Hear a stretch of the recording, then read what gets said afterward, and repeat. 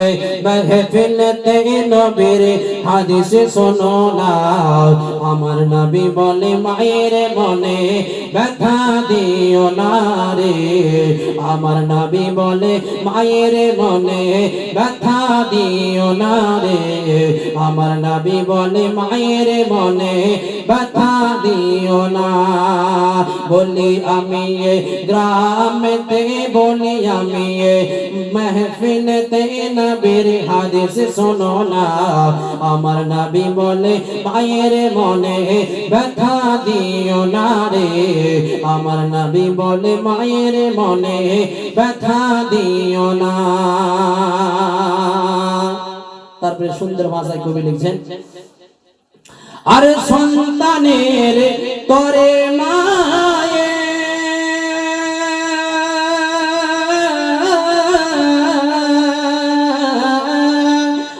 ভিজা জাগায় শুয়ে রাত কাটায় আর ছেলের তরে মহাজননী ছেলের তরে মহাজননী আর মেয়ের তরে মহাজননী আর সিনা করে বিছানা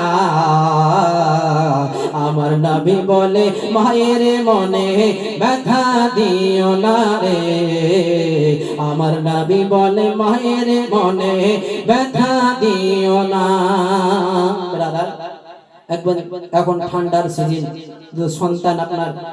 আপনার ডান দিকে পেশাব করে দেয় মা আপনার বাম দিকে শোয় বাম দিকে পেশাব করে দিলে আপনার মা নিজে ভিজে জায়গায় শুয়ে আপনার ব্রাদার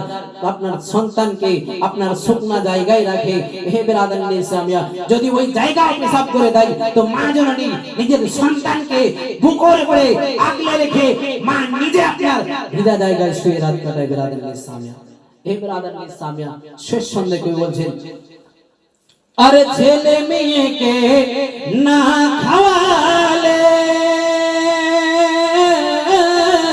যে মা কোনদিন খাওয়ার খেত না আরে আজকে তুমি বউ পেয়েছো আজকে তুমি বউ পেয়েছো মায়ের খবর রাখো না আমার নবী বলে মায়ের মনে ব্যথা দিও না রে আমার নবী বলে মায়ের মনে ব্যথা দিও না রে আমার নবী বলে মায়ের মনে ব্যথা দিও না রে আমার নবী বলে মায়ের মনে ব্যথা দিও না যাই হোক মুআজ্জাজ সামিঈন কিরাম আমি গুনাহগার আপনাদের সম্মুখে এতক্ষণ আলোচনা রাখলাম বলাতে ভাষাতে ভুল ত্রুটি সবাই মিলে একবার ইস্তিগফার করি আস্তাগফিরুল্লাহ রাব্বি মিন কুল্লি যামবি ওয়া আতুবু ইলাইহি আসসালামু আলাইকুম ওয়া রাহমাতুল্লাহি ওয়া বারাকাতুহু হায়াত বাকি তো মুলাকাত বাকি আল্লাহুম্মা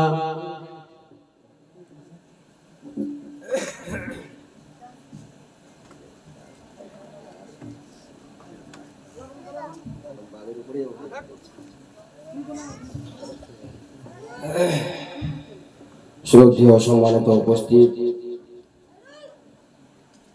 উলামায়ে কেরাম ওয়া ইজাম ও শ্রোতা বিন্দু বয়োজ্যেষ্ঠ বাবাজিরা